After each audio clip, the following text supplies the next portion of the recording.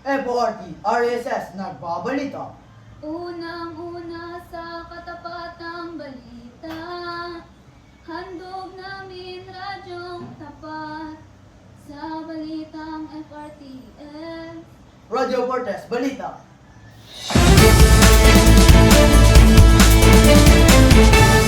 Magandang araw, Pilipinas. Narito ang mga nagbabagang balita sa kasalukuyang oras. Lalaki patay matapos barilin sa San Narciso, Quezon. Filipino fencer samanta Katantan pasok sa USNCAA Championship. Samuel B. at Catriona Gray, spotted matapos ang balitang hiwalayan. At Mayor Jerry Trinas, inunisyo na ang mga paaralan ay pwedeng pumili kung magsasagawa ng mga klase online. Fortress, balita. Bagong-bago Unang-una, sa inyong radyo. sa buong pwersa ng FRTS News Information Center. FORTRES. Pinagmula ng katapatan at katotohanan ng isyu ng bayan. Mula sa Iloilo City, Umipoid sa sulok man ng bansa. FRTS, Pinalawak, pinalakas pinatabang. ang Radio Fortress Balita. Miyembro ng KBP kabiasnan ng mga broadcaster ng Pilipinas. Para sa detalye na nagbabagang balita, sa bansang Indonesia, iimbestigahan ang isang airline matapos mahuli natutulog ang dalawang piloto. At para sa karagdagang detalye, magbabalik na sa Radyo Fortress, Amer Mendoza. Imbestigahan ng Transport Ministry ng Indonesia ang local airline na Batik Air matapos sa nangyaring insidente. Dahilan nito na navigation error sa Airbus A320 na sakay-sakay ang higit sa 100 pasero at 4 na flight attendant. Nananawagan ng kanilang air transport director na bigyan ng tamang oras ng pahinga ang kanilang crew. Depensa naman ng Batik Air, may sapat silang rest policy. Amir Mendoza para sa Fortress Balita. Samantala, lalaki patay matapos barilin sa San Narciso, Quezon. Magbabalita sa Radyo Fortress, Willard Babas. Patay ang isang lalaki matapos pagbabarili ng hindi pa natutukoy na sospek sa liblib na lugar ng San Narciso nitong linggo ikasampo ng Marso. Lumalabas na nangyari ang insidente bandang alas 2:30 ng umaga habang nasa motorsiklo ang biktima si Efren kasama ang kanyang pamilya. Nang makarating ang biktima sa lugar ng insidente, ay biglang sumulpot ang hindi pa nakikilalang suspek at pinagbabaril ang biktima. Ayon kay Police Corporal Menchero, matagal na nakakatanggap ng death threat ang biktima.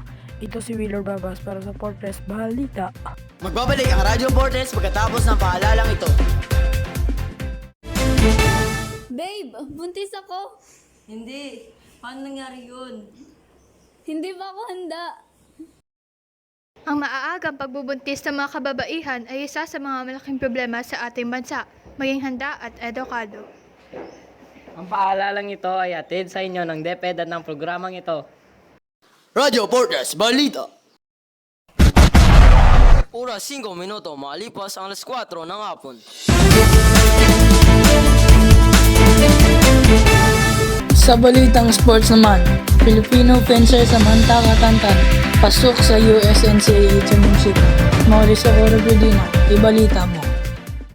Sa sabang samanta Katantan, isang Filipino fencer sa USNCAA Fencing Championship matapos maging runner-up sa Mid-Atlantic o South Regionals. Siya ay may record na 7-4 habang si Charlotte Koenig mula sa Duke University ay may record na 8-3. Ito ang magiging ika-4 na magkakasunod na season ni Katantan sa mga kampyonato. Modus sa Carpidana para sa Fortress Balita. Ang bagong ibang balita, pakinggan muna natin ang balitang panahon ni Fortress Balita, Kim Zai Guzar. Sinabi ni Mayor Jerry Trinas na ang mga administrador ng paralan ay may otoridad na pumili kung magsasagawa ng mga klase online. Inanunsyo ni Mayor Jerry Trinas na dahil sa mainit na panahon at El Nino, sasabihan niya mga pinuno ng paralan na payagan ng mga empleyado na magtrabaho mula sa bahay, tulad na nakabalangkas sa kasalukuyang mga regulasyon ng DepEd. Ipinahayag ni Trinas na ang mga direktiba nito ay upang matiyak ang kaligtasan ng lahat sa kasalukuyang kalagayan. Ako si Kim Sagusa para sa Radyo Fortress Balita. At sa ibang balita, Samuel B. at Catriona Gray spotted matapos ang balitang hiwalayan. Danica Sepe, ichika mo! Namataang magkasama sina Catriona Gray at Samuel B. matapos ang balitang naghiwalay na ang dalawa. Makikitang naglaro sina Catriona at Sam ng pickleball sa ipinost na larawan ni John Prats. Sinabi ng kanilang management na sinusubukan ng dalawa na ayusin ang kanilang relasyon. Kung anong ina ng trending, nandun ako walang ending. Danica Sepe para sa balitang showbiz!